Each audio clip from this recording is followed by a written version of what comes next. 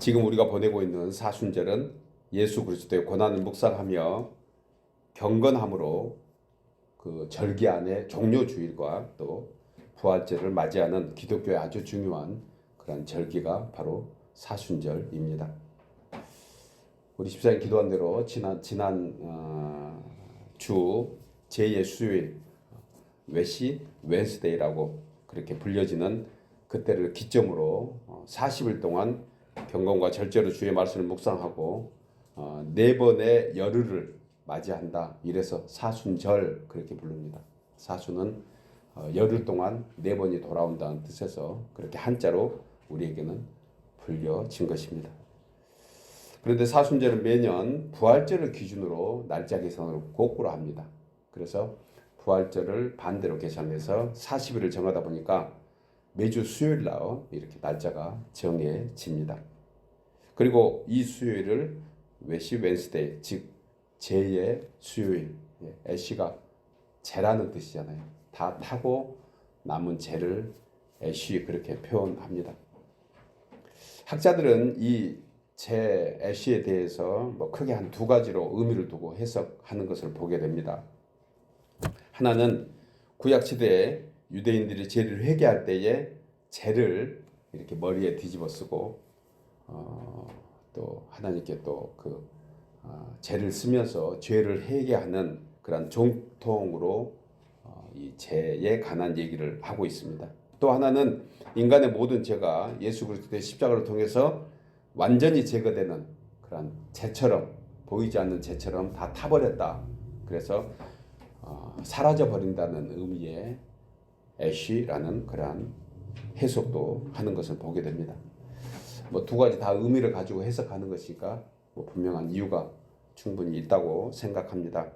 문제는 사순절이 무엇인가 하는 그런 문자적인 아니면 의미적인 그러한 정의도 중요하지만 이보다 하나님께서 이 사순절을 통해서 나에게 무엇을 원하신가가 우리는 더 중요하다고 생각합니다. 우리 각자에게 분명히 원하시는 그런 것이 있을 것입니다. 그래서 그것을 좀 더 묵상하면서 이 절기를 통해서 신앙이 성숙해지는 그런 믿음이 우리에게 더 중요할 줄 우리는 잘 알고 있습니다.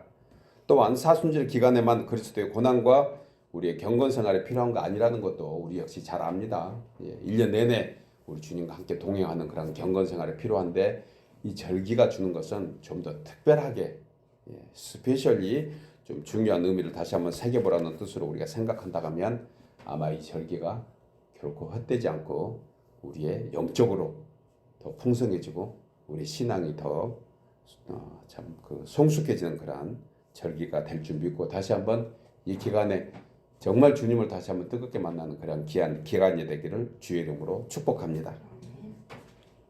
여러분 스트라다바리우스라는 단어 혹시 들어보셨습니까? 스트라다바리우스.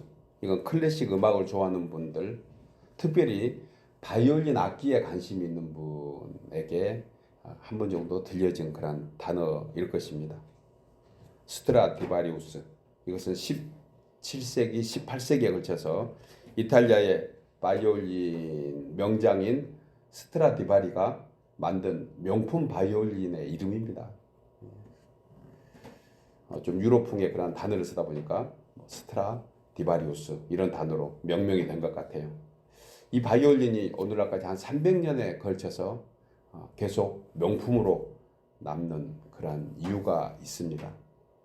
지금까지도 이 최상의 명품을 능가한 그런 악기는 아직 안 나왔다고 그렇게들 얘기를 하더라고요. 여러분, 스트라디바리우스가 이렇게 세계 최고의 명기가 될 수 있었던 비결이 있는데 아주 복잡하고 특별한 제작 과정이 있었기 때문에 그렇습니다. 바이올린은 무엇보다도 온도 변화에 매우 민감한 악기입니다. 대부분 나무로 제작된 악기들이 다 그렇습니다. 저도 이렇게 기타를 좀 가까이 두고 있었는데 그 기타에 튜닝하는 것이 바로 금방 틀어지고 다른 악기에 비해서 그런 어떤 민감한 악기다 보니까 스트라디바리는 어떻게 하면 온도에 잘 견딜 수 있는 그런 나무를 구할까 그 시절에 굉장히 많이 돌아다녔다고 합니다. 아마 전 세계를 다 훑고 다닐 정도로 했었는데 오늘날 이렇게 SNS라든가 이런 어떤 통신이 발달된 오늘날 같은 시대였으면 뭐 그냥 클릭 한 번으로 다 찾을 수 있었겠죠. 그런데 그 시절은 직접 찾아다니고 옆에 있는 소식도 못 들을 정도니 직접 사람을 만나서 그런 것을 알아보고 다녀야 되는 그러한 시대였습니다. 정말 상당히 많이 헤매고 다녔다가 마침내 이 재료의 나무를 알게 되었는데 그것이 바로 알프스 정상에서 이 나무의 재료를 발견했다고 그래요. 이 나무는 아주 오랫동안 매서운 눈보라를 맞고 자란 침엽수 가운데 아주 엄선된 그런 나무라고 합니다. 그가 필요한 모든 조건을 다 가지고 있었습니다. 그런데 그 원목을 가지고 와서 그냥 그대로 쓸 수 있는 것도 아니고요. 이걸 또 가공하는데 한 4년여 그러한 복잡한 과정을 걸쳐서 웬만한 온도에 또 영향을 받지 않고 웬만한 변화에도 전혀 흔들리지 않는 그러한 아주 부드러우면서도 단단한 자연 그대로의 소리를 낼 수 있는 그러한 명품 바이올린의 재료가 됐다고 제가 자료를 보면서 저도 다시 한번 알게 되었습니다. 여러분, 날카로운 모래 아래 시련이 그 눈물이 영롱한 진주를 만든 것처럼 우리의 신앙도 고난과 시련을 통해서 하나님이 원하시는 명품 신앙으로 만들어 가시는 줄 믿습니다. 이 내용을 야고보 사도는 야고보서 1장 2절 이하에서 내 형제들아 너희가 여러 가지 시험을 만나거든 온전히 기쁘게 여기라. 이는 너희 믿음의 시련이 인내를 만들어 내는 줄을 너희가 알미라. 인내를 온전히 이루라. 이는 너희로 온전하고 구비하여 조금도 부족함이 없게 하려 함이라. 결국 시련의 과정을 통해서 온전한 신앙의 모습으로 만들어 가려고 하는 것을 야고보 사도가 우리에게 말씀해 주고 있습니다. 여러분, 오늘날 많은 사람들이 교회에 나오면서 시련과 고통, 아픔과 상처가 모두 해결되는 것이 아니냐 이렇게 반문합니다. 그냥 나오기만 하면 되는 것이 아니냐 뭐 이런 뜻이겠죠. 네, 맞습니다. 이런 모든 세상의 고통과 아픔을 해결받을 수 있습니다. 주께 나오면. 그런데 중요한 것은 이런 문제를 피해가려고 하는 그런 신앙의 모습보다 이런 곳에서 믿음으로 견디고 극복하는 그런 신앙을 통해서 이 모든 문제에서 자유케 되는 그러한 은혜를 있게 될 것입니다. 여러분, 바이올린 같은 악기에도 명품이 있듯이 하나님께서는 성도된 우리가 명품이 되도록 주의 권능의 손으로 잔여된 우리를 때로는 폭풍우 가운데로 몰고 가서 결국은 평안의 항구로 인도해 주시는 줄 믿으시기 바랍니다. 폭풍우가 왔을 때 힘들다고 왜 나한테만 그러냐고 원망할 것이 아니고 그 과정을 지나면 평안의 항구로 우리를 인도해 주실 것입니다. 오늘 저는 사순절 첫 주일을 맞이하면서 이런 명품 성도가 되기 위해서 먼저 해야 될 것이 무엇일까? 묵상하다가 주의 고난에 참여함이라 그런 말씀을 함께 나누려고 이 제목을 가지고 오늘 세 가지로 은혜를 나누려고 합니다. 첫째로 주의 고난에 참여하게 한 것은 주의 위로를 받고 축복의 통로가 되게 하기 위함입니다. 우리 나누어서 읽겠습니다. 주의 고난에 참여하게 한 것은 주의 위로를 받고 축복의 통로가 되게 하기 위함입니다. 본문 4절에 우리의 모든 환난 중에서 우리를 위로하사 우리로 하여금 하나님께 받는 위로로서 모든 환난 중에 있는 자들을 능히 위로하게 하시는 이시로다. 본절에서 사도 바울은 위로하시는 하나님에 관하여 말씀하면서 우리가 믿음 안에서 겪는 그러한 고난, 이 고난을 통해서 하나님의 위로를 경험하게 하시고, 그러니까 먼저 우리에게 위로 주시는 것은 하나님의 그 위로하심으로 우리가 여러 가지 어려움과 환난에서 이기게 하는 그런 능력을 주시고, 그리고 그 받은 위로로서 또한 환난 중에 있는 사람들을 위로하게 하신다고 말씀합니다. 여기서 위로 이 단어의 원어가 무슨 뜻이냐면 곁으로 부르다라는 뜻이에요. 곁으로 부르다. 여러분, 인생들에게 주는 진짜 위로는 주의 곁으로 부르시는 하나님을 만나서 그의 곁에서 영원히 머무르는 것인 줄 믿습니다. 위로받는 순간만 곁에 있는 것이 아니고 또 위로받는 순간만 주님 같이 있기라고 하는 것이 아니고 영원히 함께 있을 때 영원한 위로가 되는 것입니다. 그래서 이사야 선지자는 이사야서 7장 14절에서 하나님께서 우리와 함께 하시기 위하여 찾아오신 임마누엘의 주님을 말씀하셨고, 또 제자 마태는 마태복음 1장 23절에서 보라 처녀가 잉태하여 아들을 낳을 것이요 그의 이름을 무엇이라 한다? 임마누엘이라 하리라 하셨으니 이를 번역한즉 하나님 우리와 함께 계시다 함이라. 결국 성경 66권 전체 어떠한 핵심 메시지는 하나님 우리와 함께 하신 거다. 어떻게 하시는가? 이런 방법에 대해서 나열하고 왜 너희와 함께 해야 되는가? 이런 상황적인 설명이 부수적으로 있을 뿐이지 결국은 이 말씀이 핵심인 것 같아요. 하나님이 우리와 함께 계시다. 너희가 아느냐? 뭐 이런 말씀이시죠. 내가 하나님이야. 이 진리를 붙잡은 웨슬리 목사님의 기념비에 그가 남긴 마지막 말이 이와 같습니다. 가장 좋은 것은 하나님이 우리와 함께 하시는 것이다. 그래서 하나님 우리와 함께 하신다는 것이 바로 자신의 일종의 좌우명처럼 웨슬리 목사님은 그 기념비에 남겼던 것입니다. 임마누엘의 연적, 하나님이 우리와 함께 하신다. 여러분, 세상에 어떤 물질이나 권세나 명예나 심지어 건강까지도 다 일시적으로 지나가는 위로에 불과합니다. 잠시 어떤 세상적인 것에 기쁨을 갖는 것은 다 필요한 거죠. 그런데 그것은 다 일시적으로 지나가는 것 우리가 많이 경험하고 살고 있습니다.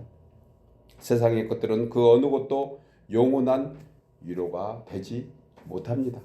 왜냐? 우리의 욕망은 한이 끝이 없거든요. 우리의 바라는 것은 하나 해결되면 또 다른 하나가 생겨서 또 그걸 바라고, 그래서 한도 끝도 없는 위로를 우리는 구하고 있습니다. 그래서 그 문제에 대한 것만 위로를 받으려고 하면 사실 늘 불만스러울 수밖에 없는 우리의 모습 또한 보게 되지 않습니까? 사람이 서 있으면은요 앉고 싶고, 앉으면 눕고 싶고, 누면은 뭐 하고 싶죠? 예, 안 해보셨습니까? 누면은 자고 싶다고 그래요. 서 있으면 앉고 싶고, 앉으면 눕고 싶고, 누면 자고 싶고. 그렇지요? 세상에 어떤 것도 이처럼 영원하지 않습니다. 계속해서 추구하는 바가 더 생기기 때문에 그렇다는 거예요. 그런데 우리에게 영원한 위로 되시는 하나님만 옆에 계시면 이보다 더 큰 위로가 우리 가운데 있습니다. 영원히 우리와 함께 하신다는 사실을 믿는 이것이야말로 우리에게 참된 위로가 되는 줄 믿습니다. 그래서 믿음의 사람 다윗이 고난과 환난 중에서 고백했던 가장 귀하고 아름다운 믿음이 무엇일까요? 우리가 자주 암송하는 시편 23편 4절이 바로 그와 같습니다. 내가 사망의 음침한 골짜기로 다니지라도 해를 두려워하지 않을 것은 주께서 나와 함께 하심이라. 왜 이 말씀 우리에게 위로가 될까요?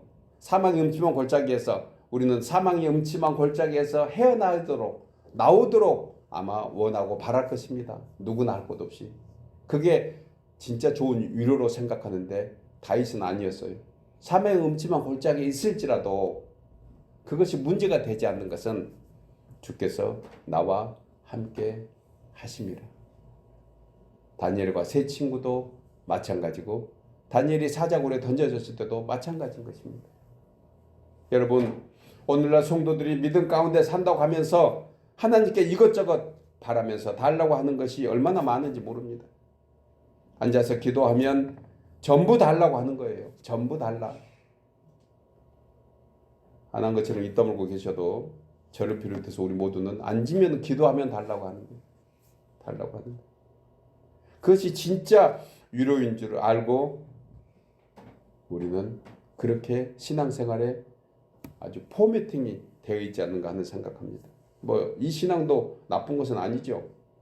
그러나 이 모든 필요보다 더 필요한 기도가 무엇일까요? 하나님, 저와 함께 해주세요. 하나님, 제가 하나님과 함께 하기를 원합니다.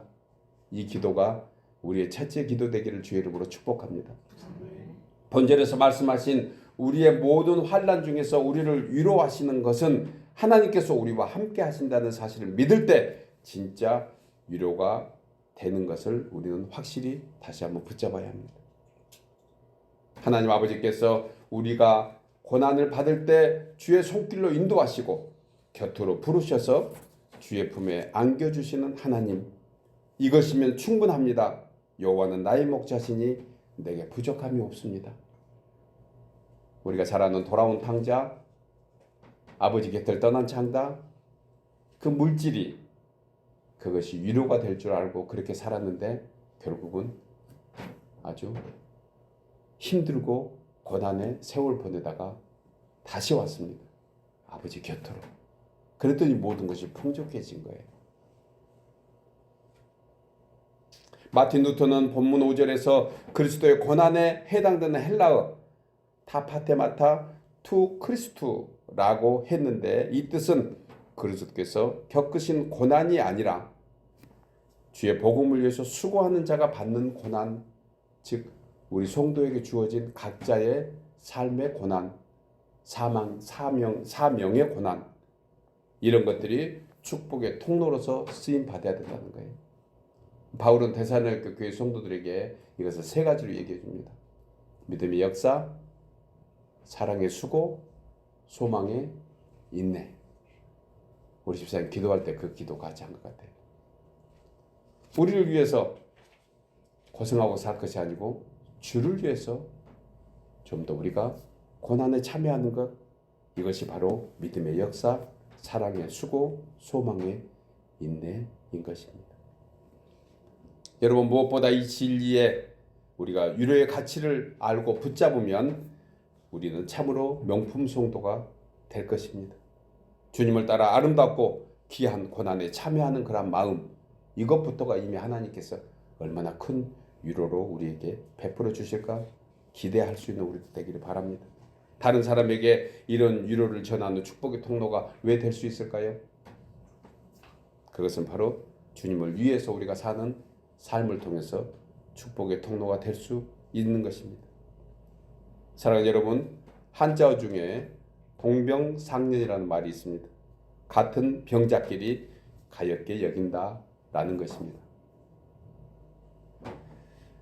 이런 비슷한 상황에 놓인 처지의 사람들이 서로 어려움을 나누고 위로하면서 그 상황을 이겨내는 것처럼 고난과 아픔에서 먼저 위로받은 우리가 이제 그런 위로가 필요한 사람들에게 그런 위로를 같이 전하고 그야말로 말 한마디라도 카톡에 문자 한 번이라도 어떻게 잘 지내냐고 한 번이라도 위로하면서 내가 기도하고 있다고 그렇게 전하는 이 조그만 사랑의 실천이 이 사순절 기간 동안 우리에게 더 풍성하기를 주의 이름으로 축복합니다. 두 번째로 주의 고난에 참여하게 한 것은 우리의 소망을 견고케 하기 위함입니다. 우리 나누어서 읽을까요? 주의 고난에 참여하게 한 것은 우리의 소망을 견고케 하기 위함입니다. 본문 7절에 너희를 위한 우리의 소망이 견고함은 너희가 고난에 참여하는 자가 된 것 같이 위로에도 그러할 줄 알미라.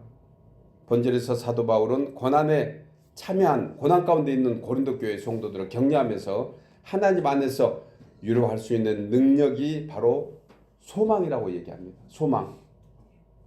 이 소망이라는 단어가 헬라어의 엘피스라는 단어로 쓰임받고 있는데 강한, 확실한 뜻이에요. 그러니까 소망은 확실한 믿음, 이것이 바로 소망입니다. 소망이 무슨 뜻인가? 이것은 확실하게 붙잡는 믿음이다. 바울이 이러한 소망을 굳게 붙잡게 된 것은 그리스도의 고난에 참여했기 때문이라고 얘기합니다. 그러니까 사람이 소망이 생기는 것은 왜 소망이 생기는가? 그건 자기 감정에서 나오는 것이 아닙니다. 우리 사람 자체가 연약하고 흔들리는 그러한 본질적인 연약함이 있는데 우리에게서 우리의 소망을 만들어낸다? 그거 좀 우습지 않아요? 한번 생각해 보세요. 우리 자체가 흔들린데도요. 그렇잖아요. 그런데 우리에게서 감정으로 아니면 지식으로 경험으로 소망을 만들어서 살려고 하니까 이것 자체가 흔들리는 것입니다. 소망을 견고하게 하는 것은 어떤 방법이라고 오늘 바울이 우리에게 얘기해 주고 있습니까? 이것은 그리스도의 고난에 참여하는 것이다. 이건 무슨 말입니까? 십자가 생각하는 거예요. 십자가 안에 있으면 거기에 참 소망이 생긴다는 것입니다. 이 내용을 8절 이하에서 이렇게 간증합니다. 아시아에서 힘에 겹도록 심한 고난을 당하여 살 소망까지 끊어지고 그때 자신은 이제 죽었구나 하는 사형 선고를 받는 것 같았다고 얘기해요. 그런데 그때 죽을 것 같은 사망의 그 골짜기에서도 살아날 수 있었던 것은 아무것도 자신은 할 수 없다. 그래서 자신을 의지하지 않고 오직 죽은 자를 다시 살리시는 하나님만 의지했더니 이것이 자신에게 산 소망이 되었다고 바울이 우리에게 말씀합니다. 우리 삶의 진리가 되기를 주의 이름으로 축복합니다. 혹시 절망 가운데 있습니까? 혹시 어려움 가운데, 낙담 가운데 있습니까? 그것은 나를 의지해서 그래요. 우리 자신. 흔들리는 세상의 어떤 것들을 의지하고 거기에 뿌리 내리려고 하면 마태는 그것을 모래에 쌓은 성과 같다. 바람이 불고 장수가 나니 다 무너지게 될 것이다. 우리의 산 소망은 예수 그리스도, 그가 우리의 반석인 줄 믿으시기 바랍니다. 여러분, 우리가 세상 살아가면서 특히 낯선 땅에서 물솔고 언어와 문화가 다른 이민의 삶이 얼마나 고달프고 힘든지 모릅니다. 사실 지나고 보니까 지나고 나서 잊어버려서 그렇지, 그래서 좋은 추억으로 혹시 남은 사람도 있겠지만 그 순간에는 차마 말로 다 형용할 수 없는 고통과 서름과 아픔의 시절이 있었을 것입니다. 집에다가 아이들만 덜렁하니 두고 아이들은 아이들끼리 맡겨놓고 밖에 나가서 일하다가 큰일 당했다고 연락 와서 그때 그 황당했던 당황했던 그런 시절도 우리 주위에 참으로 많이 있습니다. 그야말로 모기지는 둘째치고 유틸리티 전기요금 내지 못해서 가스를 내지 못해서 끊길 위기에 그런 어려움도 있었을 것입니다. 그런데 돌아보면 그때 하나님의 은혜가 절실한 그때였습니다. 이때 믿음이 좋았던 것 같아요. 이 믿음이 견고해지는 은혜의 때가 아니었나 저도 그렇게 돌아보게 됩니다. 여러분 어떻습니까? 그 시절이 혹시 생각나십니까? 그래서 바울은 데살로니가전서 2장 19절에서 우리의 소망이나 기쁨이나 자랑의 면류관이 무엇이냐? 그의 강림하실 때에 우리 주 예수 앞에 너희가 아니냐고 말씀합니다. 이 내용을 초대교회 성도들은 이렇게 외쳤습니다. 마라나타, 주 예수여 오시옵소서.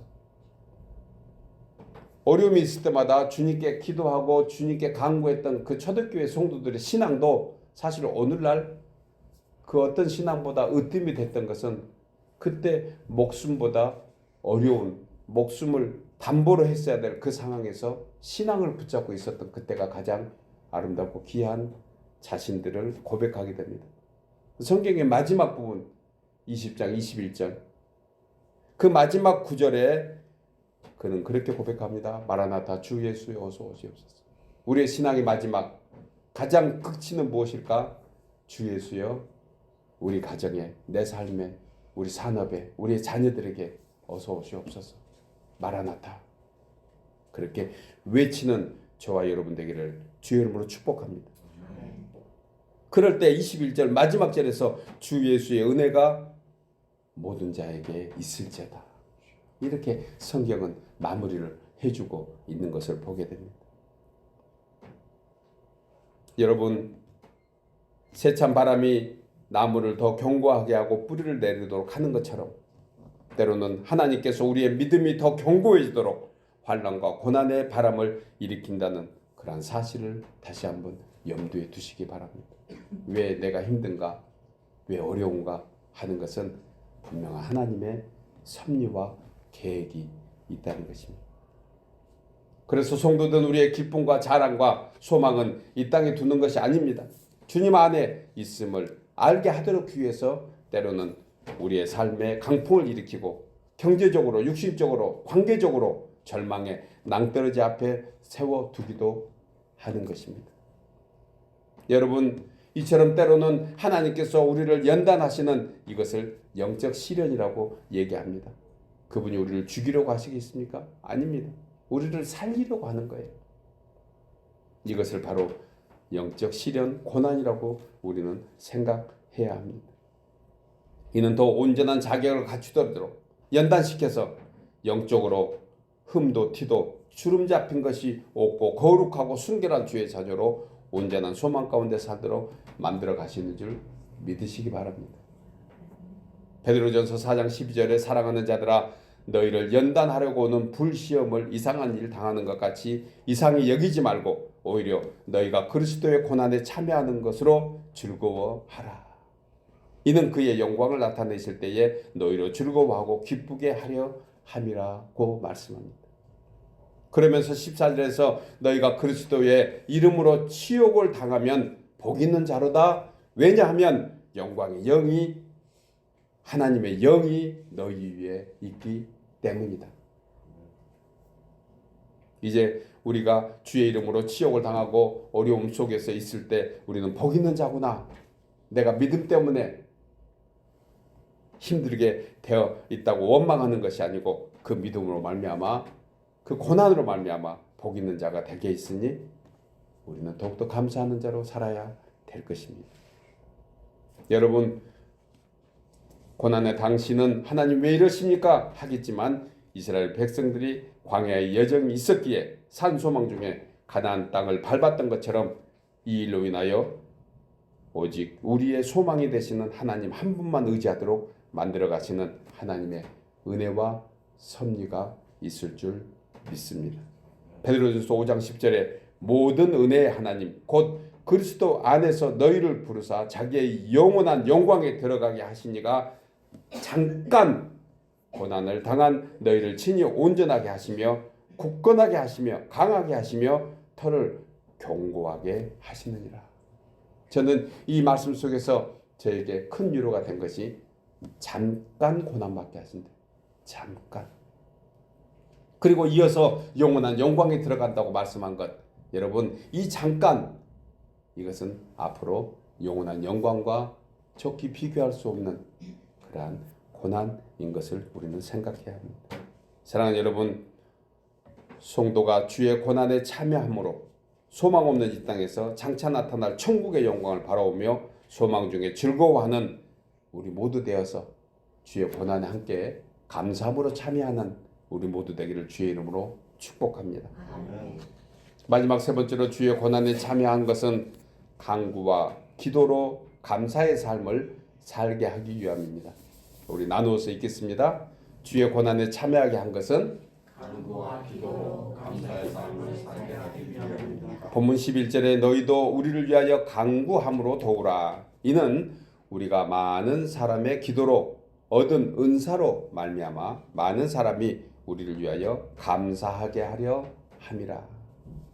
본절에서 성도의 정체성을 두 가지로 말씀해 주고 있는데 무엇입니까? 기도와 감사입니다. 예, 기도와 감사. 이 두 가지가 성도된 우리가 세상을 살아가는 그러한 강력한 영적 무기가 되는 것입니다. 기도와 감사. 아멘입니까? 이 무기를 사용할 때가 있습니다. 이 무기를 사용할 때 언제일까요? 주의 고난에 참여할 때입니다. 주의 고난에 참여할 때 이 무기는 더 강해지는 거예요. 더 능력이 생기는 것입니다. 기도와 감사. 즉 영적 전쟁일 때. 그런데 우리의 삶은 항상 영적 전쟁입니다. 그렇죠? 눈만 뜨면은 전쟁이잖아요. 휴전 중에 계신 분이 계신가요? 휴전 없습니다. 우리 인생은 늘 전쟁입니다. 이스라엘 백성들이 광야 40년 사는 광야 40년의 삶이 우리의 삶이라고 하면 되는 거예요. 사도 바울은 디모데전서 2장 1절에서 이 내용을 이렇게 말씀합니다. 그러므로 내가 첫째로 고나노니 모든 사람을 위하여 간구와 기도와 도고와 감사를 하되 라고 했습니다. 간구와 기도 이 두 개가 내적 신앙, 즉 내적 영성이라고 한다면 도고와 감사는 실천적 신앙, 즉 외적 영성이 되는 것입니다. 여기서 간구와 기도 이것은 같은 맥락입니다. 사실 간구나 기도나. 그런데 조금 다른 의미가 있기 때문에 분명히 바울이 이 단어를 각각 인용했을 걸로 생각하면 도대체 간구는 무엇이고 기도는 무엇인가? 여기서 간구는요, 긴박한 상황에서의 어떤 특별한 성취를 위한 간곡한 탄원 이것을 뜻합니다. 그 긴박한 상황에 하는 기도를 간구라고 표현한 것입니다. 여러분 세상에서도 어떤 목적을 두고 윗전에 탄원서를 올리듯이 우리가 영적으로도 하나님께 그와 같은 심정으로 호소하는 것 이것이 바로 간구의 신앙이에요. 긴급할 때. 여러분 성도도 우리가 세상을 살아가면서 뜻하지 않는 긴박한 일을 당하면 입에서 나오는 탄식의 외침이 무엇입니까? 여러분들은 무엇이라고 있습니까? 하나님, 하나님 너무 귀합니다. 주여 하나님. 그전에는 뭐라고 하셨어요? 어머나. 그전에 엄마 어릴 때 그런 기억이 납니다. 엄마만 계시면 아이는 뭐 만사 형통이었잖아요. 근데 지금은 엄마보다 더 위대하시고 강한 분이 계시구나. 하나님 주여. 그렇지요? 이 외침을 하나님은 모른다 하지 않으신다는 거예요. 이게 간구입니다. 그 단어만 계속해도 주여 주여. 진정으로 외치는 주님을 간절히 찾는 그러한 믿음의 이름 주여. 이것이 바로 간구라고 저는 해석하고 싶어요. 아주 간단해졌습니다. 간구하니까 2-3시간 앉아서 그렇게 외치는 기도 이것도 필요하지요. 그러나 이보다 진정으로 주님께 호소하는 주님 어떻게 합니까? 이 상황에서. 다윗은 시편 22편 19절에서 예수 그리스도의 십자가 고난을 예고하면서 여호와여 멀리 하지 마옵소서. 간구에 대한 좀 구체적인 그런 해석입니다. 여호와여 멀리 하지 마옵소서. 나의 힘이시여 속히 나를 도우소서. 간구보다 주여보다 훨씬 더 문장적으로 의미가 있는 단어 아닙니까? 여호와여 나를 멀리 하지 마옵소서. 나의 힘이시여 속히 나를 도우소서. 그래서 일부 신학자들은요, 간구는 죄에 대한 호소다라고 얘기합니다. 왜냐하면 예수님께 십자가에 죽으시면서 엘리 라마 사박타니 아버지여 왜 나를 버리셨나이까? 그것이 시편 22편의 내용 중에 하나거든요. 그래서 주여 멀리하지 마옵소서 다윗이 그렇게 아마 애언하듯이 고백했던 것입니다. 그래서 간구는 죄에 대한 호소다. 좀 있으면 기도에 관한 얘기는 좀 다른 것이겠죠. 간구는 나의 죄한 것이다. 무슨 일이 생길 때 우리는 그 상황만 가지고 해석하려고 하니까 답이 안 나온 것 같아요. 왜 이 일이 생겼지? 그리고 그 다음에 믿음이 떨어지면 이제 탓하기 시작하잖아요. 상황 탓, 이 탓, 저 탓. 그런데 사실은 아닙니다. 어떤 면에서 보면 우리에게 주신 하나님의 메시지가 있다는 거예요. 그래서 나를 멀리하지 마옵소서. 이 고난은 나의 죄로 인함입니다. 이 고백이 바로 간구다. 그렇게 해석하는 신학자들도 있는데 거기에 역시 저도 공감합니다. 또한 기도는 성도된 우리가 세상을 살아가면서 자신이 필요한 것을 구하는 일상의 간구입니다. 간구하고는 좀 다르다고 그랬죠. 필요를 구하는 거야. 기도는. 문제가 생길 때마다 해결해 주세요. 이 해결해 주세요. 그리고 주님께 맡기는 것입니다. 자식이 부모님께 필요를 구하는 것처럼 하나님 아버지께 우리의 모든 짐을 맡기고 모든 문제를 해결해달라고 주님께 호소하는 것이 바로 기도라는 것입니다. 그래서 간구와 기도는 조금 그런 면에서 구별되는 것을 우리가 생각할 수 있어요. 또한 도고, 도고는 사회적 교제의 개념입니다. 그러니까 나눔의 교제, 나눔의 도고가 무엇인가? 그것은 다른 사람의 유익을 위해서 강구하는 그런 중재의 기도입니다. 똑같은 기도죠. 강구도 기도, 기도도 기도, 도구도 기도인데 이 도구도 좀 다른 것이 사회적 개념이다. 이건 소셜리티가 있는 것입니다. 나눔이라는 것이에요. 어떻게 나눌까요? 우리는 어떻게 나누죠? 여러분, 우리 일주일 동안 서로 혹시 안부가 안 되고 연락이 안 되더라도 저는 영적으로 나누고 있습니다. 여러분들 위해서 매일 아침마다 기도하고 기회 되는 마다 기도하고 있는 거예요. 이게 바로 도구다.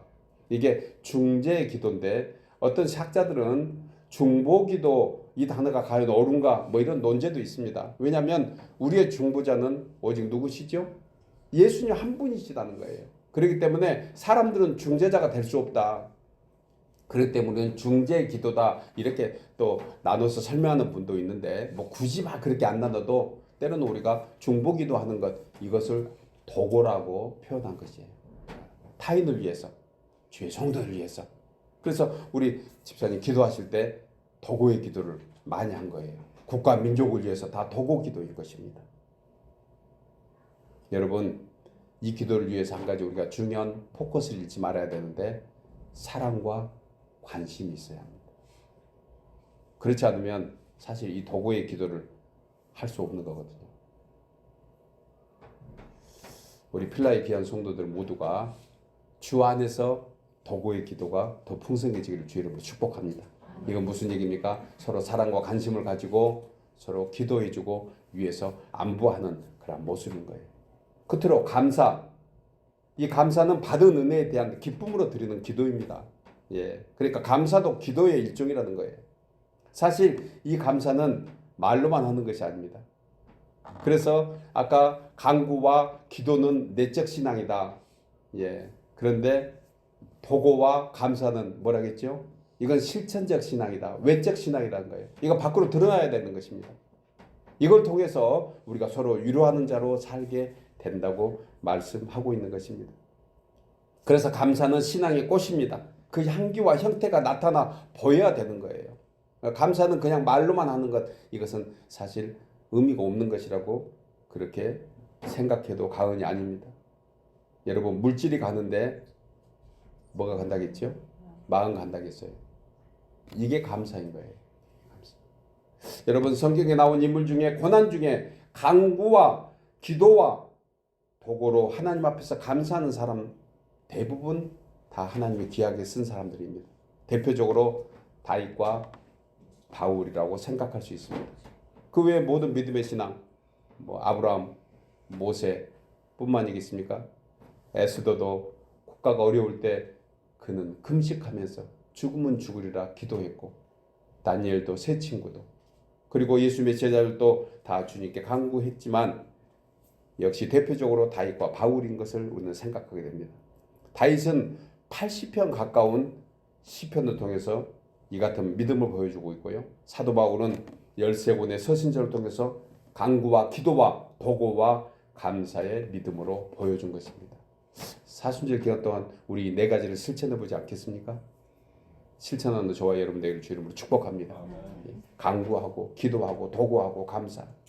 사랑하는 여러분, 다윗도 바울도 그리고 믿음의 선조들이 이 같은 신앙을 갖고 그리고 모두가 주의 고난에 참여했던 것처럼 이제 시작된 사순절 기간 우리도 다윗과 같이 바울과 같이 모든 믿음의 선조들의 신앙을 본받아서 그리스도의 고난을 묵상하며 내적으로 외적으로 실천하는 저와 여러분 때 모두 되어서 이 귀한 절기가 정말 다른 해보다 더 복되고 더 아름다운 그런 주님의 고난에 참여하는 절기 되기를 주의 이름으로 축복합니다. 아멘.